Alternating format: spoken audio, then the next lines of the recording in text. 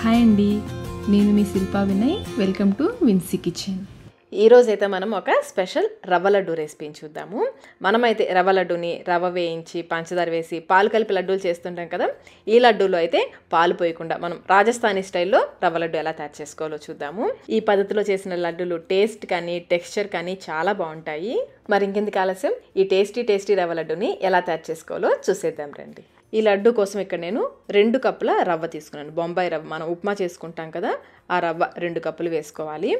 ఈ 2 కప్పుల రవ్వకి పెద్ద కొబ్బరికాయలో సగం కొబ్బరికాయ తీసుకోవాలి. దీనికి వెనక ఉన్న బ్రౌన్ కలర్ పార్ట్ తీసేసి ఈ విధంగా చిన్న ముక్కలుగా కట్ చేసుకోవాలి. ఈ సైజ్ ముక్కలు నాకైతే 1 కప్పు కొబ్బరి ముక్కలు వచ్చాయి. వీటిని మిక్సీ జార్లో వేసేసుకొని అరకప్పు నీళ్లు పోసేసి గ్రైండ్ చేసుకోవాలి. మరీ మెత్తగా కాకుండా కొంచెం పలుకులుగా ఉండేలాగా గ్రైండ్ చేసుకోవాలి. చూడండి, ఈ విధంగా మరీ మెత్తగా కాకుండా ఈ విధంగా కొంచెం పలుకులుగా ఉండేలాగా గ్రైండ్ చేసుకుని ఇప్పుడు దీన్ని మనం కొలిచి పెట్టుకున్న రవ్వ ఉంది కదా, 2 కప్పుల రవ్వ, అందులోకి వేసేసుకోవాలి. ఈ కొబ్బరి రవ్వ 2 కూడా బాగా కలిసిలా కలుపుకోవాలి. కొబ్బరికి బదులుగా మీరు పాలు పోసి కూడా ఈ పిండిని కలుపుకోవచ్చు. పచ్చి పాలైనా కాచి చల్లార్చిన పాలైనా పోసి పిండిని కలిపి రవ్వ లడ్డూలు చేసుకోవచ్చు. ఇలా కొబ్బరి వేస్ట్ చేస్తే లడ్డూల రుచి మరింత బాగుంటుంది. మీకు పిండి గట్టిగా ఉంది అనిపిస్తే కలుపుతున్నప్పుడు కొంచెం నీళ్లు మిక్సీ జార్ తొలిపి ఆ నీళ్లు పోసి కలుపుకోవచ్చు. పిండిని అయితే ఖచ్చితంగా సాఫ్ట్గానే కలుపుకోవాలి. మనం తీసుకునే రవ్వను పట్టి నీళ్లు కొంచెం ఎక్కువ కూడా పట్టొచ్చు. పిండిని అయితే చూడండి ఈ విధంగా సాఫ్ట్గా కలుపుకోవాలి. నానిన తర్వాత ఇది కొంచెం గట్టి పడుతుంది. మూత పెట్టేసి 15 నిమిషాల పాటు నానబెట్టుకోవాలి. 15 నిమిషాల తర్వాత రవ్వ నాని పిండిని మనం బాగా సాఫ్ట్గా కలిపాం కదా, చూడండి కొంచెం గట్టిపడింది. పిండి నానిన తర్వాత కూడా మరీ గట్టిగా ఉండకూడదు, చూడండి ఈ విధంగా సాఫ్ట్గా ఉండాలి. అందుకని ముందే మనం బాగా సాఫ్ట్గా కలుపుకుంటే రవ్వ నానాక కన్సిస్టెన్సీ కరెక్ట్గా సరిపోతుంది. 2 నిమిషాల పాటు బాగా కలిపేసుకుని ఈ పిండి ముద్దని 4 భాగాలుగా చేసుకోవాలి.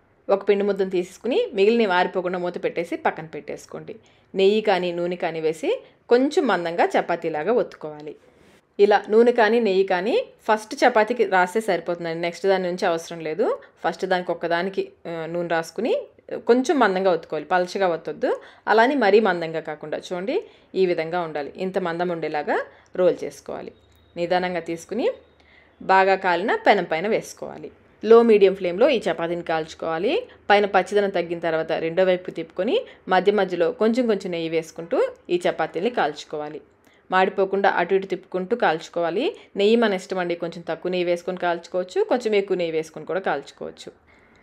చూడండి ఈ విధంగా రెండు వైపులా కూడా బాగా కాలనివ్వాలి. ఫ్లేమ్ని మరీ హైలో పెట్టి కాల్చొద్దు, లో మీడియం ఫ్లేమ్లో ఈ విధంగా కాల్చేసుకోవాలి. ఇదే విధంగా మిగిలినవన్నీ కాల్చుకుని వీటిని పూర్తిగా చల్లారనివ్వాలి. ఇవి చల్లారేలోపు మిక్సీ జార్లో 1 కప్పు పంచదార, 2 కప్పుల రవ్వకి 1 కప్పు పంచదార కరెక్ట్గా సరిపోతుంది. ఇందులోనే 5-6 యాలకులు కూడా వేసి కొంచెం బరకగా ఉండేలాగా గ్రైండ్ చేసుకోవాలి. మరి మెత్తగా ఫైన్ పౌడర్ చేసేయద్దు. ఈ పొడిని ఒక ప్లేట్లోకి వేసేసుకోండి. ఇదే మిక్సీ జార్లో మనం కాల్చుకున్న రవ్వ చపాతీలు ఉన్నాయి కదా, వాటిని చిన్న పీసెస్గా కట్ చేసి వేసుకోండి. ఒక వాయికి 2 చపాతీలు అయితే సరిపోతుంది.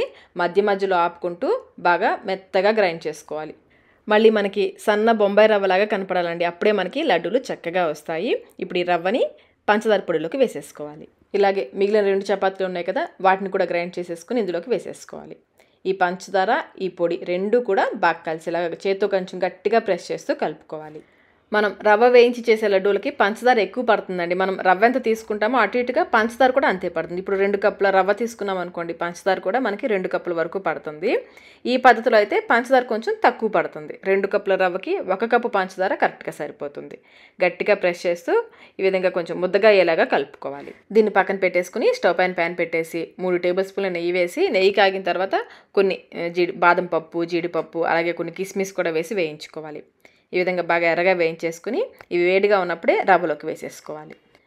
రవ్వని కొబ్బరితో కాకుండా పాలతో కలిపారనుకోండి, వీటితో పాటుగా ఒక అరకప్పు ఎండు కొబ్బరి తురుమును కూడా కొంచెం నెయ్యి వేసి వేయించేసి ఆ కొబ్బరి పొడిని కూడా ఇందులో వేసి కలుపుకోవాలి. అది పాలతో కలిపితే, కొబ్బరితో కలిపితే అవసరం లేదు. పాలతో కలిపితే కనుక కొంచెం కొబ్బరి పొడి నెయ్యిలో వేయించుకుని వేసుకుంటే బాగుంటుంది. ఇలా బాగా కలిపేసుకుని కొంచెం ఈ రవ్వ మిశ్రమాన్ని తీసుకుని కొంచెం గట్టిగా ప్రెస్ చేస్తూ లడ్డూలాగా మనకి కావాల్సిన సైజులో లడ్డూలాగా చేసుకోవడమే. మరొక చేత్తో చూడండి ఈ విధంగా కొంచెం గట్టిగా ప్రెస్ చేస్తూ లడ్డూని చేసేసుకోవడమే. చూడండి చక్కగా వచ్చిందో కదా లడ్డు. ఈ లడ్డూని చూర్మా లడ్డు అంటారండి. మనం రవ్వని చపాతీలాగా కాల్చి పొడి చేసి లడ్డూలు చేసాం కదా, అందుకని చూర్మా లడ్డు అంటారు. రవ్వతోనే కాదు, గోధుమ పిండితో కూడా ఈ లడ్డూని చేస్తారు. ఇంకా గోధుమ పిండి, కొంచెం రవ్వ, శనగపిండి, ఈ 3 కలిపి కూడా ఈ విధంగా లడ్డూని చేస్తారు. లడ్డూలు చేస్తున్నప్పుడు పొడి పొడిగా అయిపోతుంది అనుకోండి, కొంచెం వేడి నెయ్యి వేసి కలుపుకుంటే లడ్డూలు చక్కగా వచ్చేస్తాయి. మీరు నెయ్యికి బదులుగా కాచి చల్లార్చిన పాలు కూడా పోసుకోవచ్చు. నెయ్యి అయితే టేస్ట్ చాలా బాగుంటుంది. అంతేనండి, రవ్వ లడ్డూలు, రవ్వ చూర్మా లడ్డూలు రెడీ అయిపోయాయి. టేస్ట్ అయితే చాలా చాలా బాగుంటాయండి. ఇవి బయట 1 వీక్ వరకు కూడా ఫ్రెష్గా ఉంటాయి. మరి ఈ పద్ధతిలో మీరు కూడా ఒకసారి తప్పకుండా ట్రై చేయండి. ట్రై చేసి మీకు టేస్ట్ ఎలా అనిపించిందో మాకు కమెంట్ రూపంలో తెలియచేయండి. వీడియో నచ్చినట్లయితే లైక్ చేయండి, మీ ఫ్రెండ్స్కి ఫ్యామిలీ మెంబర్స్కి షేర్ చేయండి.